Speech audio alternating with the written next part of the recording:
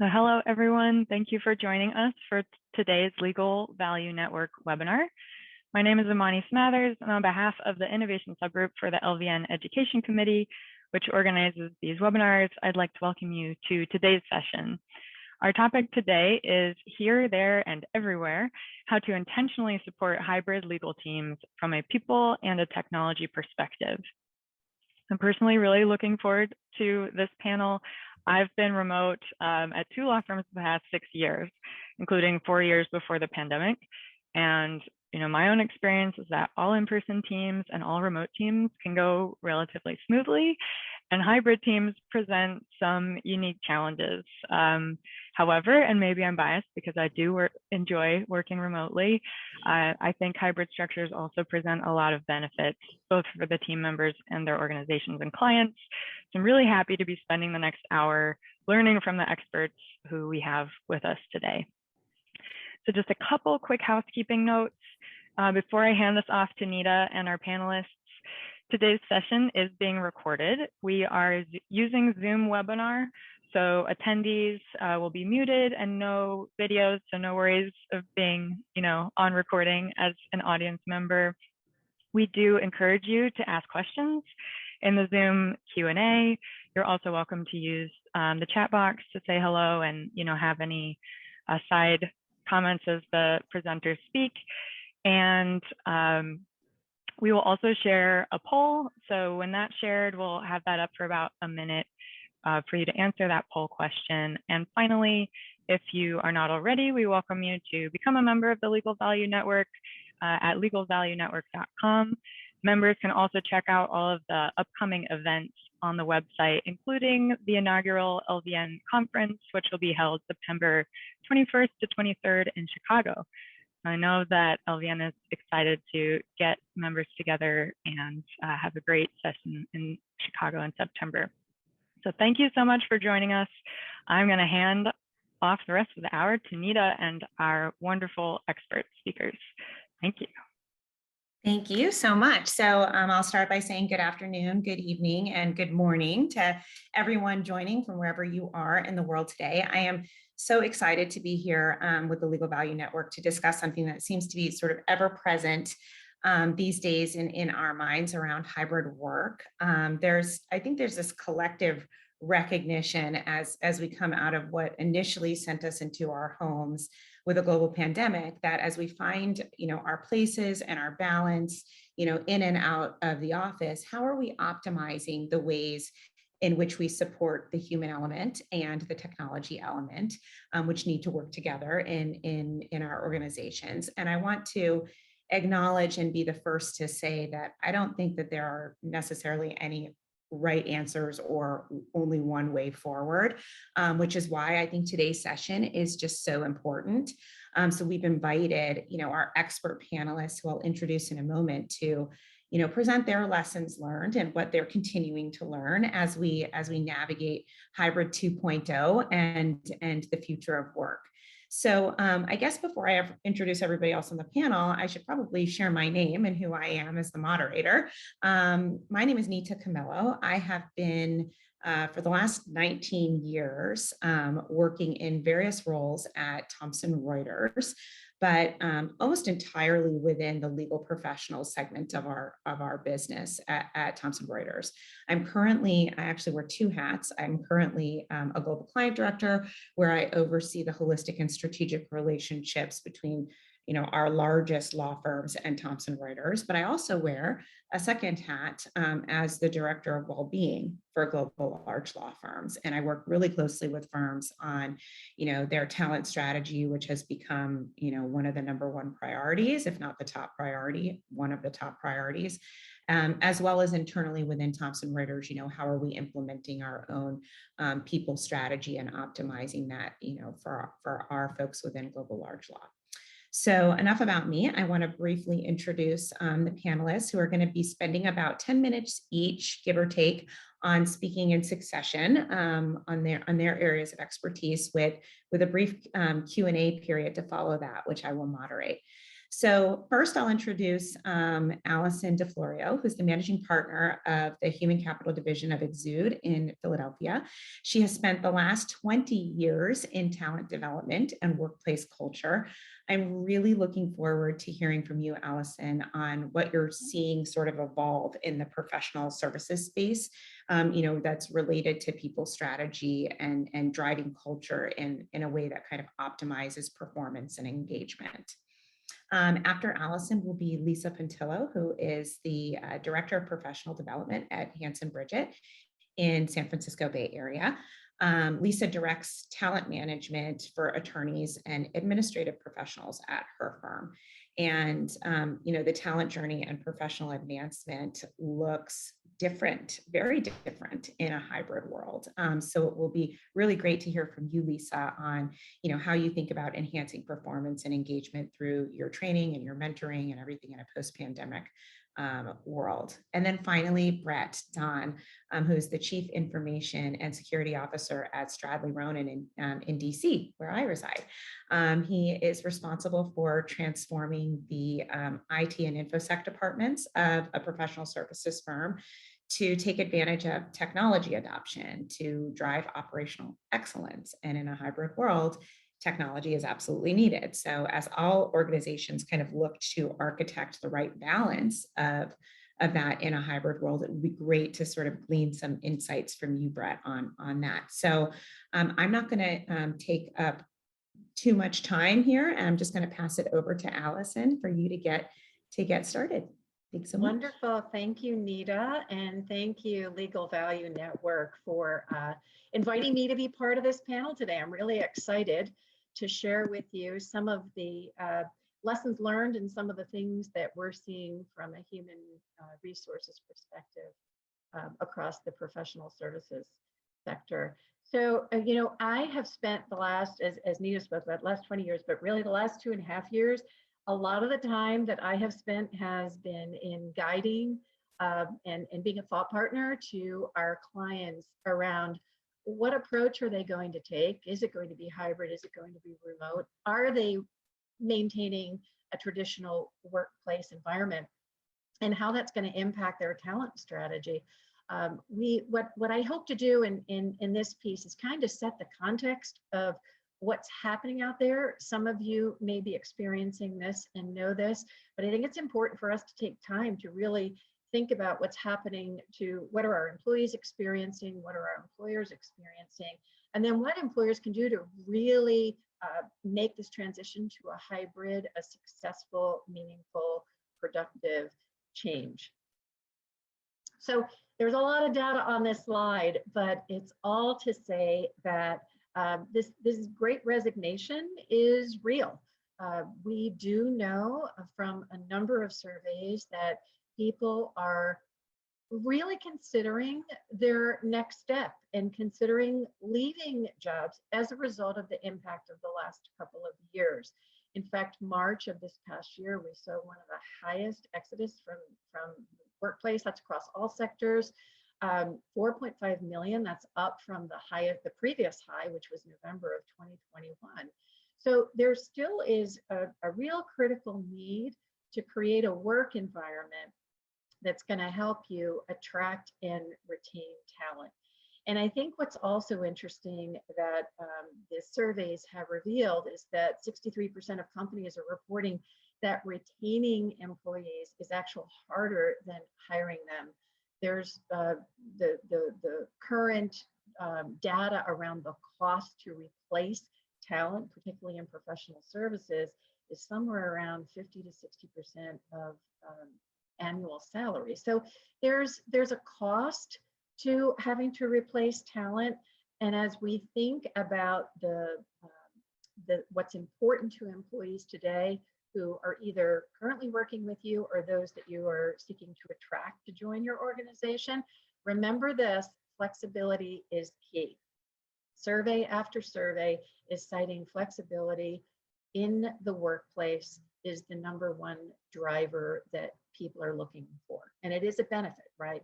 So the degree that you can, the degree to which you can offer flexibility and create a brand that reflects that flexibility and create the workplace processes that allow employees to really experience and live that flexibility is going to be key to your success. So that's really what's happening in the workplace today. Let's talk about what employees are experiencing.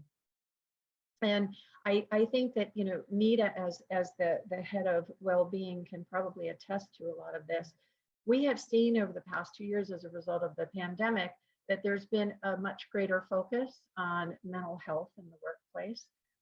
The studies have shown that people have experienced much greater levels of anxiety, they're emotionally exhausted. There's this sense of feeling of isolation from being, you know, caught up in your homes. And then as we think about remote and hybrid work, for some individuals, that only exacerbates that sense of isolation. So it's important that we have to understand kind of where individuals may be coming from as we begin to welcome them into the workplace.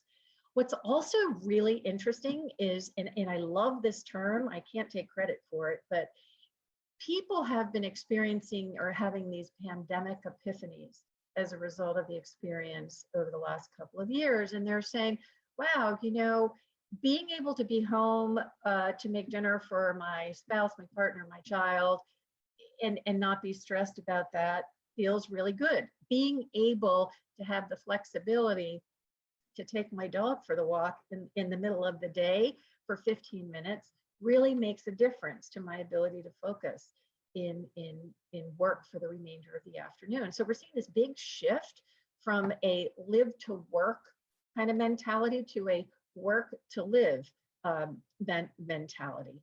And that's it gives the when you think about hybrid or remote work environment, it becomes appealing to people now that they've had these epiphanies. We also know that there's a good percent of the population, close to 50%, that are balancing, you know, this sandwich generation that are looking for flexibility to be able to care for their children's needs, and then also to be able to support elderly parents, whether it be hospital visits or things like that. So flexibility within their workday has taken on a new, really important meaning for today's employees. And then I know, you know, the pandemic has given us all kinds of new language, and just in the last week, there's yet a new term, lunchflation. All right, so the costs associated with going into the workplace have increased significantly. So we're seeing employers really think about how that is impacting their ability to attract and retain talent if they aren't offering some sort of flexibility, some sort of hybrid or remote work environment. So we also know that that sense of feeling appreciated for work is important to our employees today. So as we think about workplaces where we may not see our supervisors or managers or connect with our teams in working together on a regular basis, we have to be very intentional about creating moments of connection so that people do feel valued for the work that they're doing, that they do have an opportunity to connect with people. So bottom line is, as you engage or think about engaging in a hybrid or remote work environment, it's really going to require intentional focus on the employee experience, making sure that you've got revised processes in place that are going to create those moments of connection, create that sense of belongingness. And it may mean some of what you're doing today works, but it may mean that you have to make some minor tweaks to make it feel like it's meeting the needs of your people. And the other piece I want to talk about, I'll talk about it more in just a moment, is around making sure your people leaders are equipped to lead in a hybrid or remote work environment. It is a slightly different skill set, and it requires communication skills that perhaps people didn't have to exercise as much in our traditional work environment. This also gives us the opportunity to reimagine your employer brand and the story you're going to tell about workplace flexibility, about the way you do things, about connections in the workplace and your hybrid work environment, and to be able to attract and retain talent.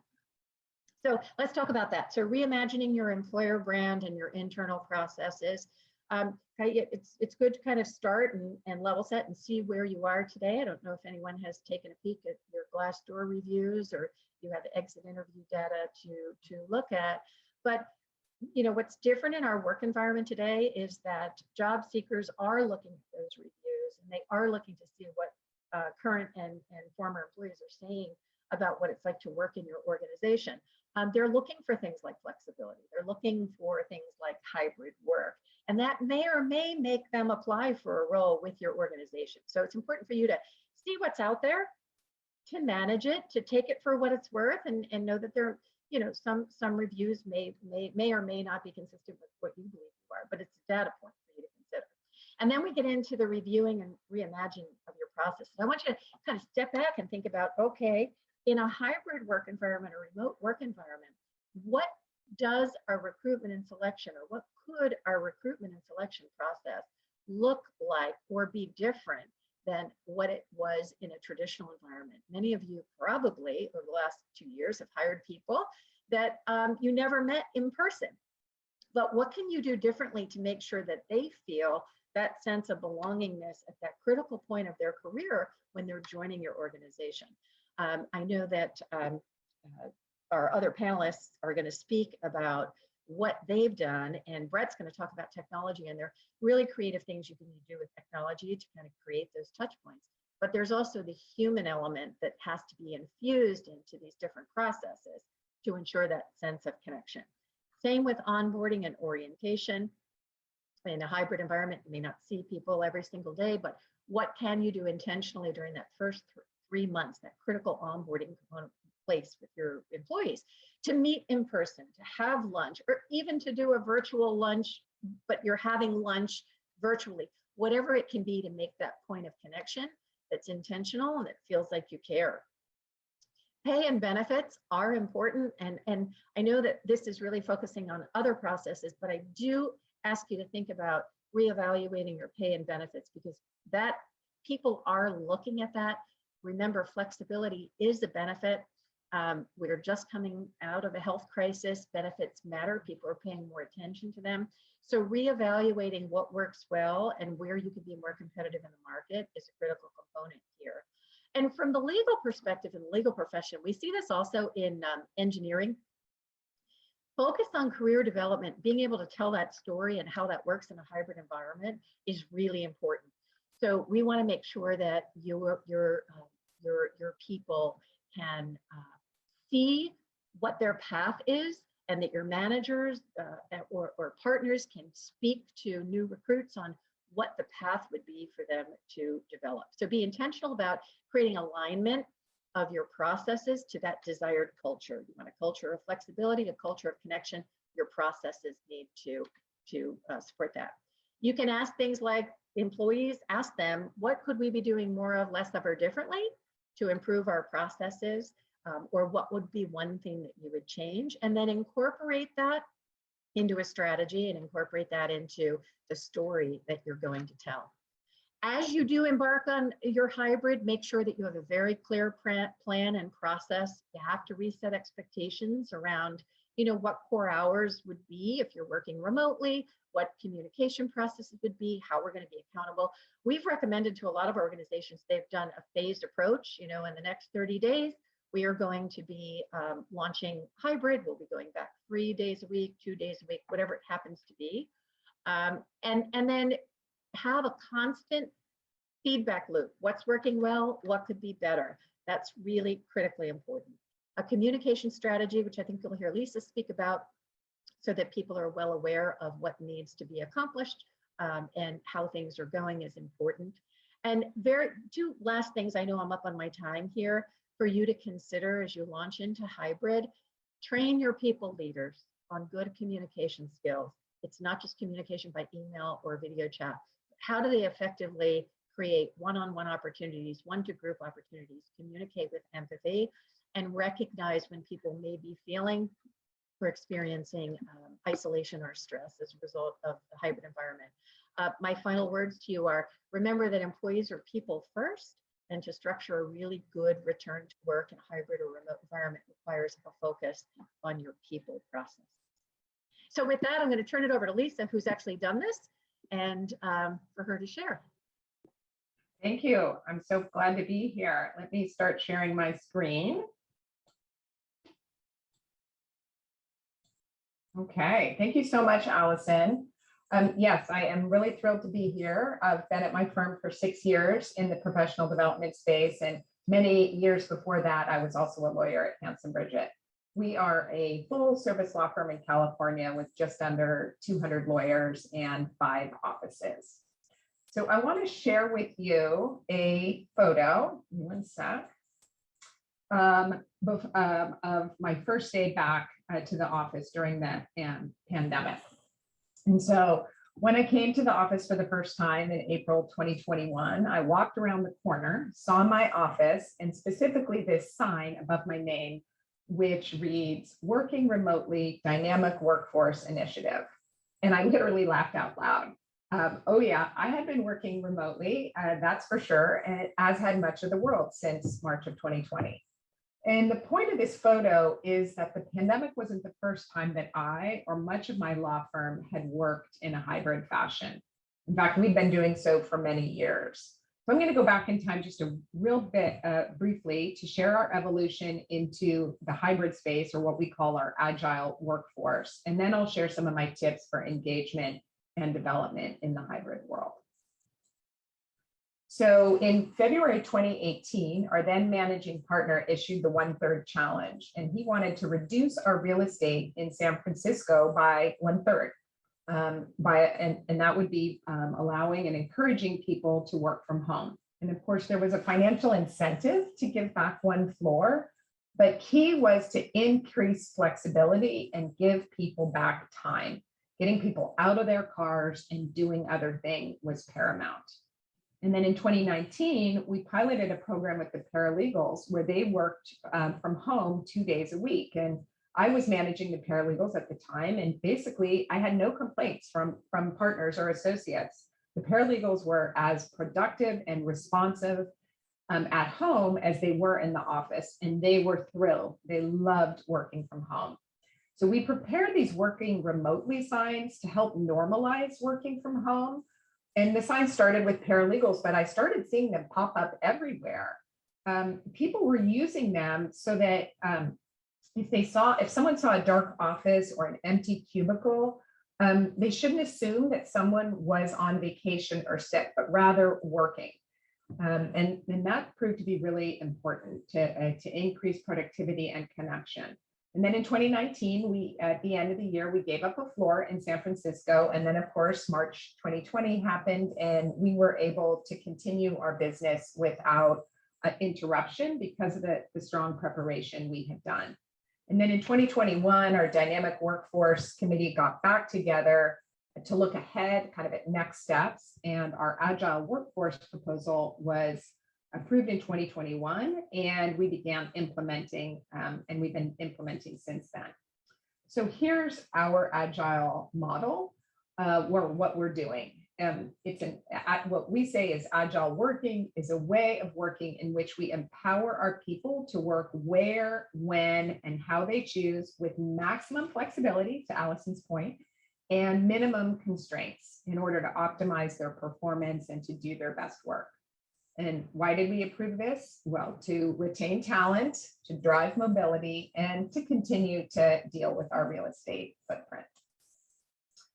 So here is our model. In the interest of time, I'm only going to address a few of these components. But first, I wanted to share some examples of our Agile workers. So first example is a paralegal who's typically remote. He recently stationed himself in another firm office for several weeks in order to prepare for and during the trial. And at the conclusion of the trial, he went back to working at home or his more local office as he wished. In addition to being on the ground with his trial team, by working in this other office agilely, he got to know a whole other group of colleagues that he'd previously not spent in-person time with, which is really valuable. Another example is this week, an associate flew down to LA to spend time with a new partner. in order to get to know him and get to know that partner's work. They are literally working side by side for a couple of days, which is very valuable for an associate. And then I went to San Francisco last week because we brought in an outside speaker to present to the firm. Again, to Allison's point, this presentation was on communication skills, which we know we really need to strengthen. And so it was important for me to be side by side with our outside speaker for that day. And then the rest of the week, I worked at home. And then finally, our secretaries are in the office one day a week. And what I find really interesting about that is attorneys are going into the office frequently on the same day as their secretary so that they can connect and spend time together. We've updated a lot of our policies for our administrative professionals. Generally, a person's ability to work remotely is, it varies based on each position, but each role has a defined work arrangement, a primary office location, and hours of the workday. We're also really building out our written competencies and standards for our associates and our administrative professionals. We've updated a lot of our training and delivery.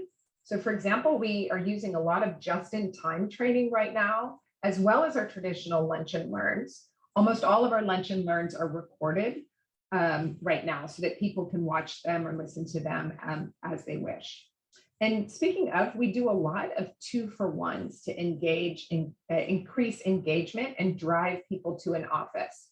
So for example, if we host a training in the office, we often plan a happy hour that same day. That gives people 2 reasons to come to an office on any particular day.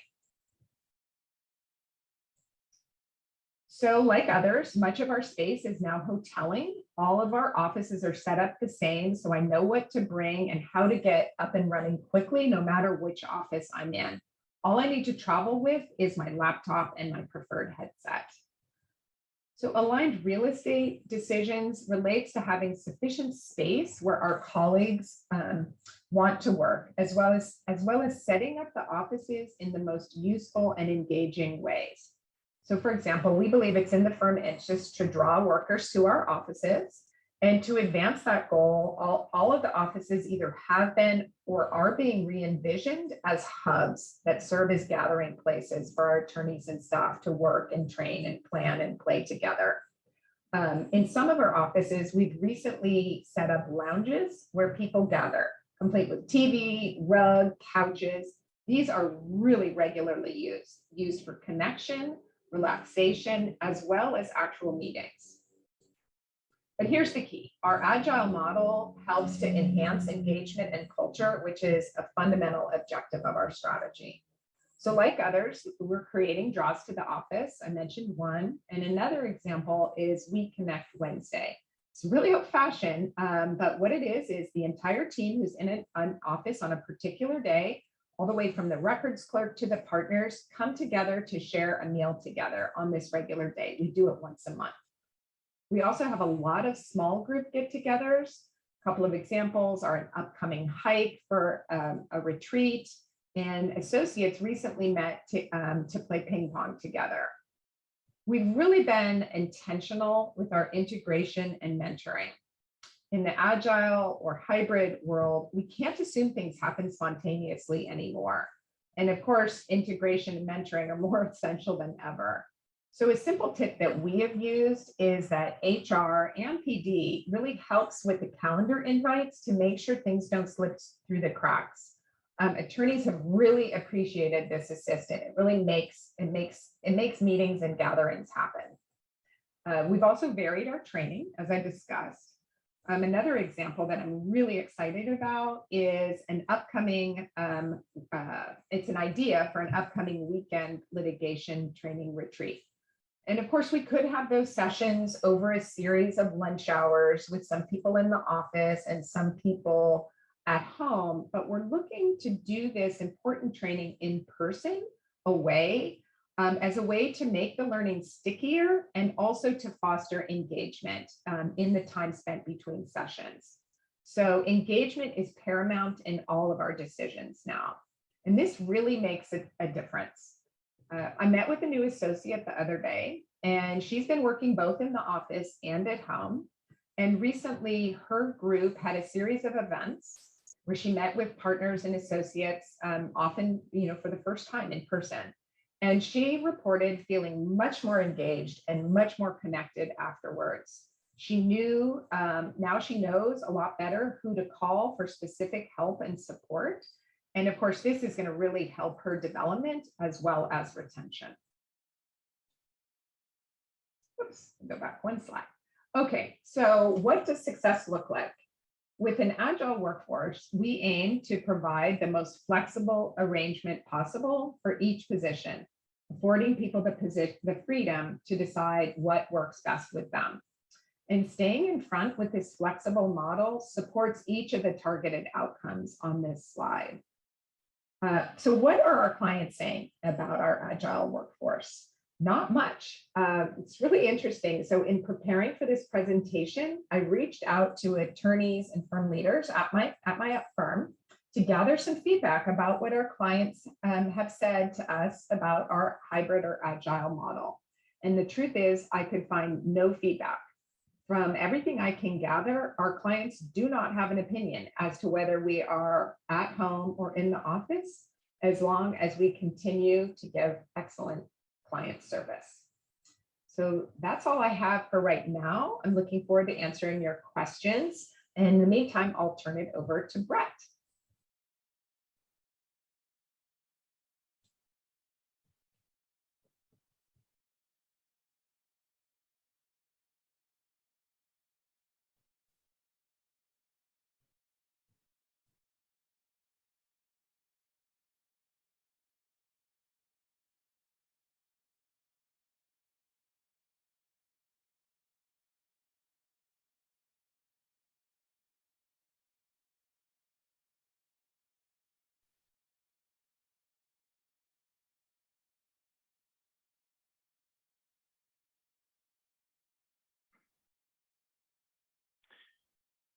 Okay.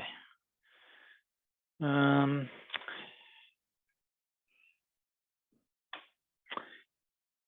right, hopefully you can see the screen. Thanks, Lisa. So Stradley, Ronan, Stevens & Young has about 400 attorneys and business professionals across 6 domestic offices. We closed our 6 offices in March of 2020. We reopened all of our offices in a staggered manner in just a couple of months ago in April of 2022. And we are currently using a hybrid work model. So while we do have a small number of positions required to be in the office full-time, just due to the nature of the work, we have about 15% of our workforce that are authorized to work from home 100% of the time, while the remainder generally are working 3 days in the office and 2 days from home, hybrid work schedule.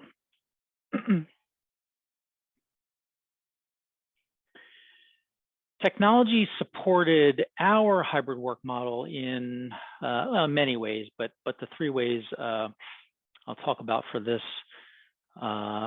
discussion: anytime, anywhere access to systems and data for the hybrid worker, enhancing communication and collaboration between hybrid teams, and digitizing largely manual and paper-intensive work processes.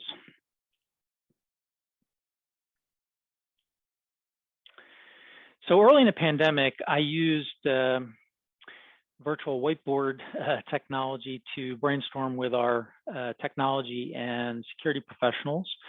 And one of the first questions I asked was, how can we best support a highly mobile workforce? And very quickly, the group identified 2 foundational components of our support plan: laptops for everyone, and standardize our home office technology as much as possible.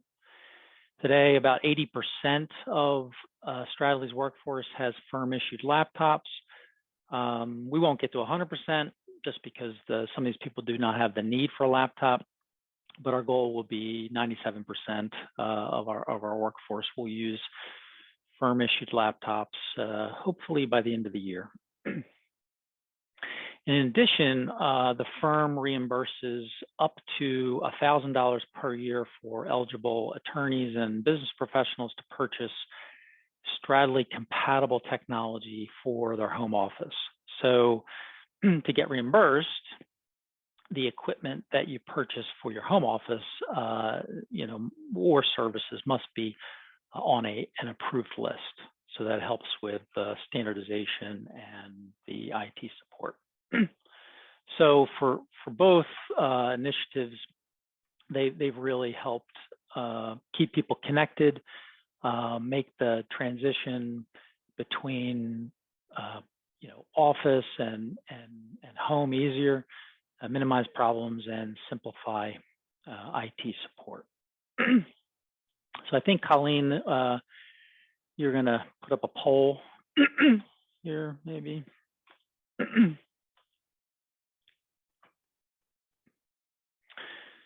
So just wanted to see, beyond a laptop, does your firm or company provide you with any kind of home office technology through reimbursement or other means here?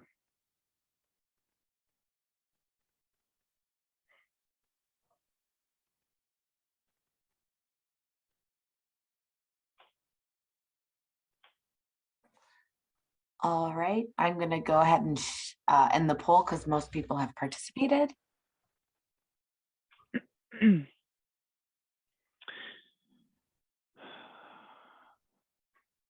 Well, I'm a little surprised about the 32% saying no. So our firm, only attorneys and select business professionals are eligible. So we would be in the 11% range there. I'm really delighted to see 53%. Everyone's eligible. That's awesome. So beyond the laptops and the technology stipend policy that we have, we've also created a what we call Stradley App Store, and we use Microsoft's Intune technology to securely push select approved apps to attorney iOS and Android personal devices, really in a way to securely, give them access to select systems and data. Some of those apps for us include Outlook, iManage, our document management system, our new business intake application, IntApp, for approvals, Microsoft Teams, Elite time entry, and our case management system called Avalogics. And I wear both hats for Stradley. I oversee all of our technology, but I also oversee our information security program. And I'll tell you, it's no longer the technology that keeps me awake at night. It's securing the client data that gives me constant anxiety. And if you can imagine trying to secure the activity of 400 mobile workers, that's a real challenge, let alone some of your businesses who have more, I'm sure. We've chosen to use a defense in depth approach. So for all of our laptops and mobile devices, we use 7 different products to safely extend that perimeter to what ends up being 400 remote locations. So that it's a bit complex. It took a bit to sort of get it integrated and get it working, but it's been really effective for us.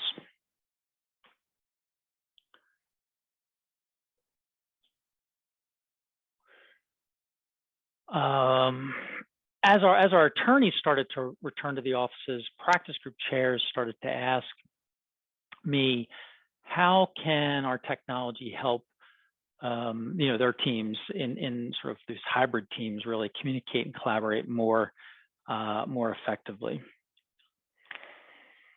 We're connecting hybrid workers through two familiar interfaces, Microsoft Teams and Zoom, and using existing conference room technology investments in flat panel displays, microphones, speakers, and cameras to enhance the meeting experience. So someone will walk into the conference room with their laptop, plug in a USB cable, select the hybrid meeting setting from a Crestron touch panel, start your Zoom Teams meeting from your laptop, and all of the conference room displays, microphones, and speakers are magically connected. In a hybrid work model, teammate work schedules may vary, right? To enable asynchronous collaboration, we've shifted informal communications, sort of traditionally done maybe over email or in the hallway or maybe at the coffee station, to Microsoft Teams. Some hybrid teams will just use it for posting comments or information that others may make use of. Some teams have integrated, for example, Microsoft Planner with Teams for basic legal project management. Others are using the embedded wiki feature for knowledge capture and issue tracking on a particular matter. At this point, we've blocked document sharing until we can implement the integration between Teams and our iManage document management system, really just more from an information governance perspective. This shift to hybrid work has created the need for new and different approach to training and learning and managing. I think we all must learn how to work effectively, and for some of us, manage effectively in a hybrid work model. I think we need to gain a deeper understanding of key technologies that are used more so in a hybrid work model, and also how to be smarter about communicating with people regardless of physical location. For us, a learning management system has become more important in this effort. The LMS can be used to store, search, and easily consume online content. For example, we are using video content much more frequently these days than we did pre-pandemic. We record a lot of educational content, how-to knowledge for on-demand access, and I think that's been a big win for us.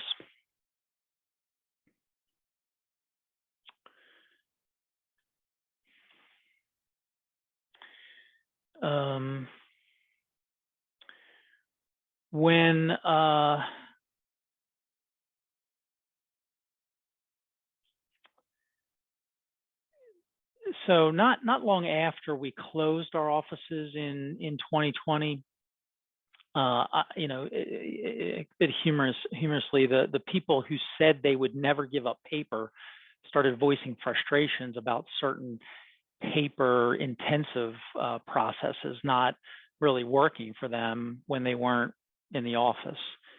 So I asked our technology and information, or really our innovation professionals, how can we help our firm do business in more of a digital world when so many of our key business processes still rely on paper and manual steps.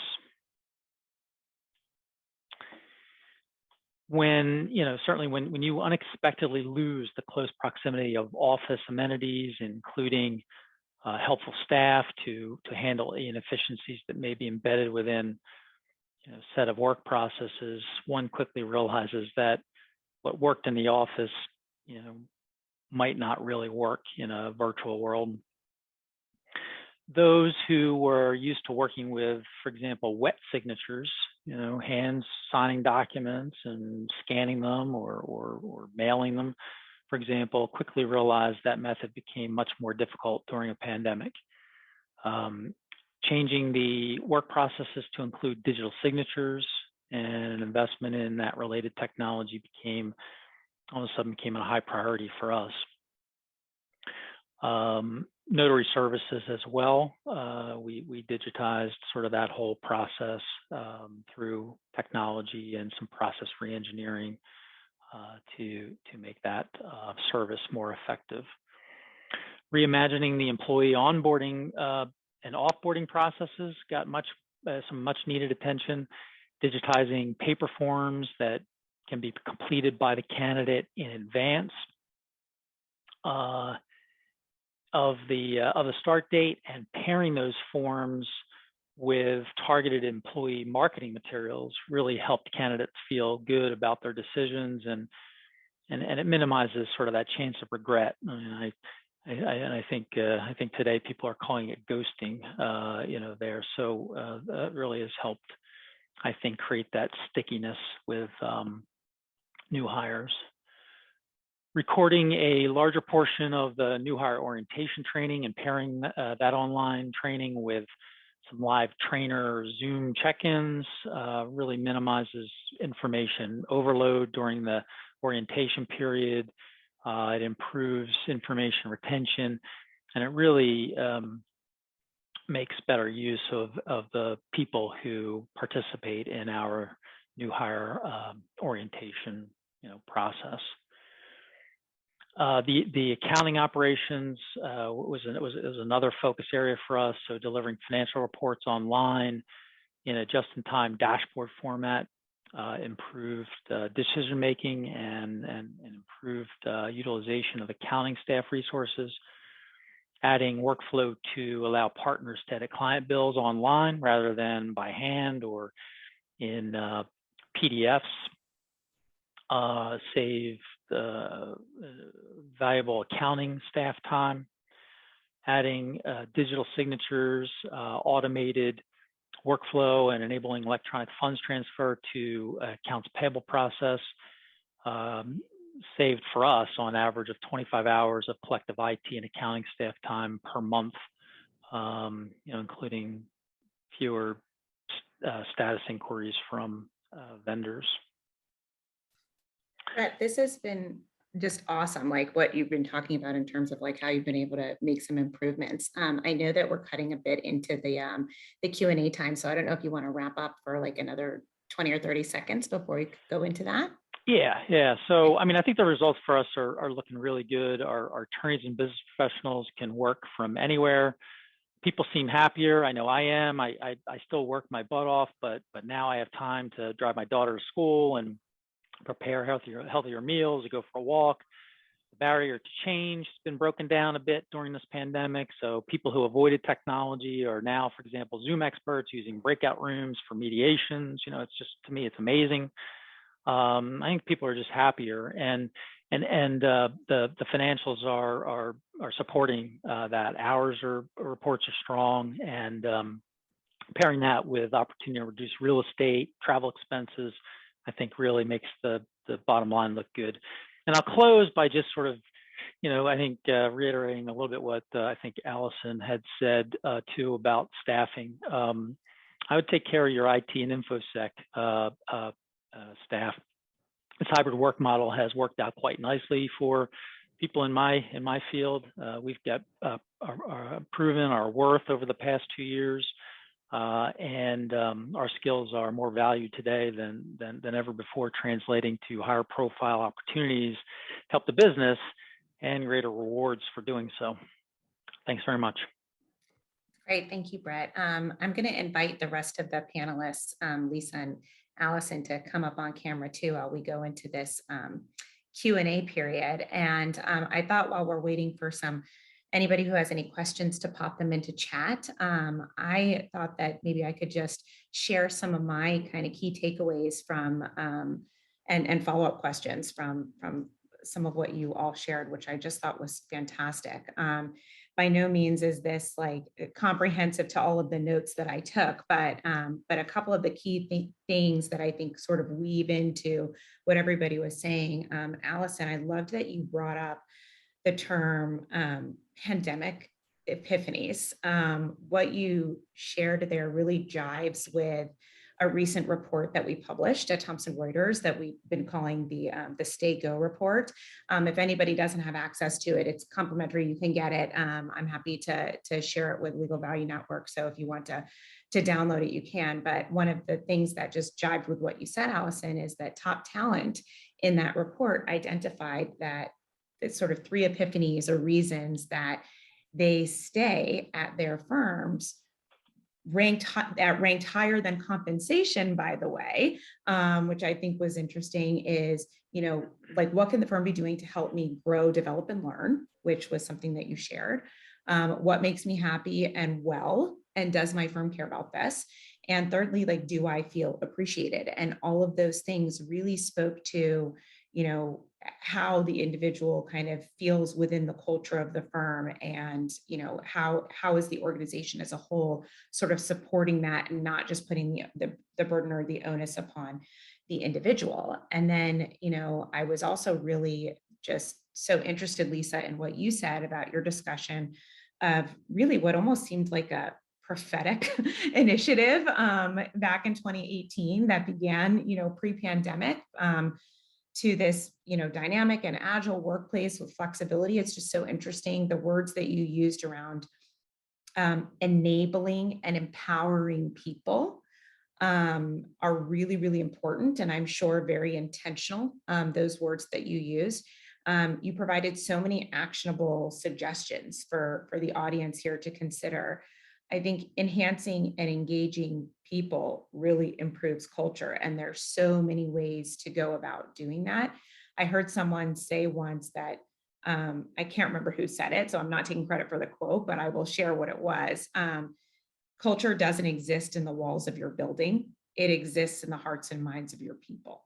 And engagement is paramount to the decisions that you're making. And there's many, many ways to support engagement through effective and integrated access to technology, which enhances communication, enhances collaboration. And that's a lot of what, Brett, you were kind of talking about, just how you've been able to kind of leverage technology in a hybrid environment to enable for that communication and that collaboration.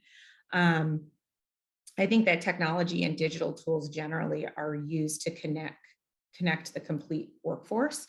Hybrid environments, I think that everybody on this call would probably agree, necessitate this. Yet, I will say this, there are a number of stats. I think that there's even a really recent report from Deloitte. I can find that as well and share it with Legal Value Network. But there's recent numbers and stats around workforce productivity that present some real challenges to consider. Things like time toggling between apps, or making a significant, that makes a pretty significant dent in workplace productivity, for example, or people who are spending really a lot of time looking for the information that they need to do their jobs. So maybe kind of working that into workflow automation that goes beyond being able to sign documents, but other like actual knowledge access. So to me, this sort of supports the importance of being open and smart and connected. And I'm curious, how do you think that organizations should be thinking about integration strategies proactively to connect the dots to optimize productivity?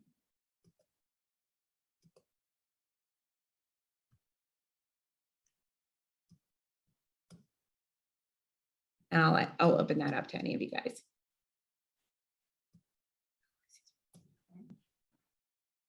Lisa, go ahead. Sure. So I think it's really important, you touched on some really important things and real challenges. And I think, the integration, we just need to keep doing it over and over again. When we think we're done, we it's like the layers of an onion. We keep going and reconnecting and retouching folks to to help people stay engaged, improve the training so that we minimize those lost minutes that you were talking about, for sure. And I'll turn it over to the panelists, but I do want to answer a question in the chat, which was, at our firm, do the social events include administrative professionals also? And the answer is often yes. Sometimes there are group events, and then some events are just for attorneys, while others are just for our admin professionals. So it really depends. And I would just add to what Lisa said about the integrating of technologies. I think communication is everything. It's not a one size fits all. And I think there has to be a constant intentional feedback loop to see what is working and what could be better.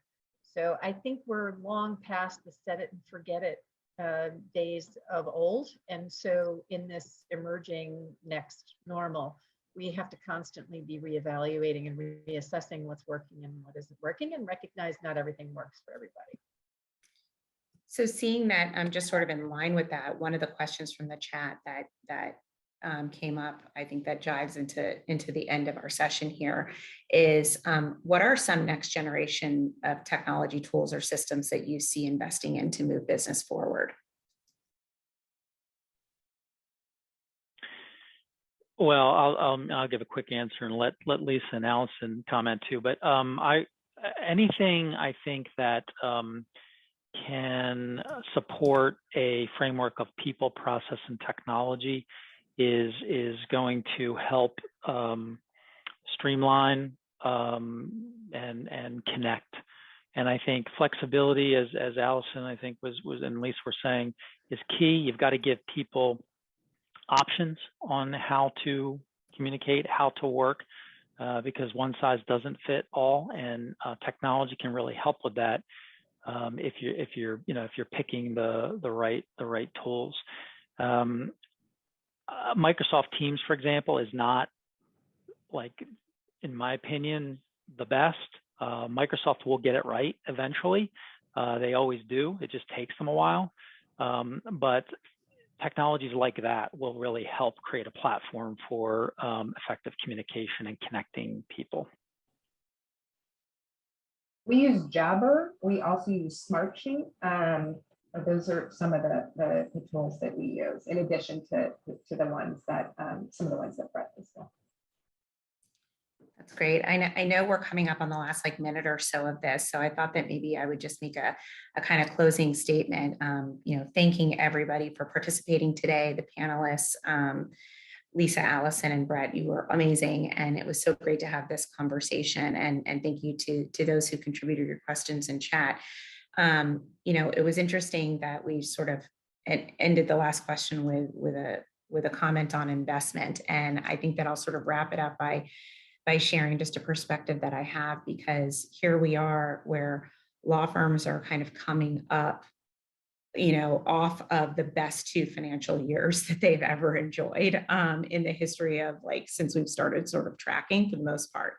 They're really doing well by a measure that seems to mean the most to them in terms of the dollars. But I would say, let's not let the good be the enemy of the great here, and that we have an opportunity to invest in new and different ways to reframe and rethink the way that we operate in new ways of working and the new demands of a flexible workforce. I love, Brett, what you said about thinking about people, process, and technology as sort of one thing, because it's not one investment, it's investments that you make that impact people and their engagement and their ability to do really good work, but at the same time to be engaged and happy. So really appreciate the time today. Thank you to Legal Value Network, and thank you to everybody on the call today for joining.